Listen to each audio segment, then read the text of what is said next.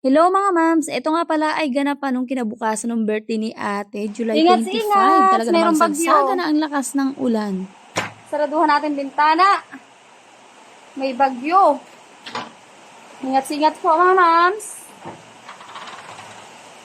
Ingat-ingat tayo.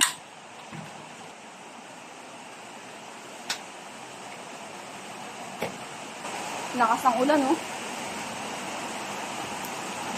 Lakas ng ulan mga mams. Hindi pa talaga umuulan, itinawagan ko na nga si ate na sabi ko nga pumunta dito sa bahay dahil meron nga ako naka-ready na iba-barbecue namin. Mga 1 kilo nga na yung aking minarinade na yun. Kaya naman itong amin ng pagba-barbecue ay hindi mapipigilan. Ulan ka lang, tuloy ang ihaw-ihaw namin. Eto nga pala ay kagabi pa nga ginayat ng aking asawa nung pagka-uwi namin galing nga kina ate. Tapos nakalimutan ko na din nga agad i-marinade kaya naman nung pagkagising ko nga nung umaga yun nga agad-agad na tinimplahan ko tapos nirest ko muna sa ref ng mga 2 to 3 hours. Tapos mga bandang tatanghali naman ay dumating na nga si nanay at si ate ay nabutan pa nga ni sila ng ulan. Sabi nga ng ate kung ano daw nga ni bagat-bagat ko nga ni siya pinapunta dito agad-agad ay sabi ko nga ni sa kanya ay kapag pinapunta ko siya ng ibang araw ay wala na nga ning barbecue.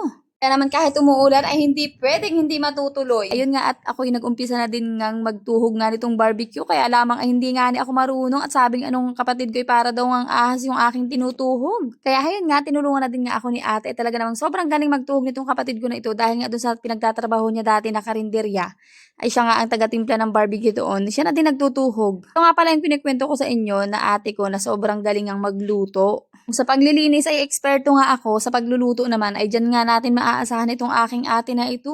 Pero sa wari ko nga ay yung aking tinimpla din sa barbecue ay pasado nga sa panlasa din ni ate. Fast forward na nga at tatapos na din nga kaming magtuhog at eto nga dahil wala pa nga yung brush ko at on the way pa lamang ay gumawa nga muna din si ate ng improvised na brush din sa aming barbecue na ito. Gumawa nga si ate ng brush na dahon ng saging o di ba maparaan. Gumawa na din nga pala si ate Dia ng pamahid. Yun nga ay mix nung ketchup, toyo, mantika, pampalasa at kaunting asin. At eto nga at ready na nga ang aming pag-iihaw. Naglagay na din nga pala ako doon sa tray na hindi ko na nagagamit ng mga uling. Tapos sabi niya ni ate, dito na nga lang daw sa Sul magpabaga para nga daw mas mabilis. Abay, talented, o diba? Ang bilis naming nakapagpabaga, ganun pala ang sikreto doon. Maya-maya naman ay nagchat na nga yung best friend ni ate na nandun na nga daw sa kanto, kaya naman iniwanan na din nga ako niya at ako na nga lamang ang nag-ihaw din eh. Eto ang ihaw-ihaw na ito ay first time ko lamang gagawin. Kung wala dito si ate ay naku po, hindi ko nga ito magagawang mag-isa.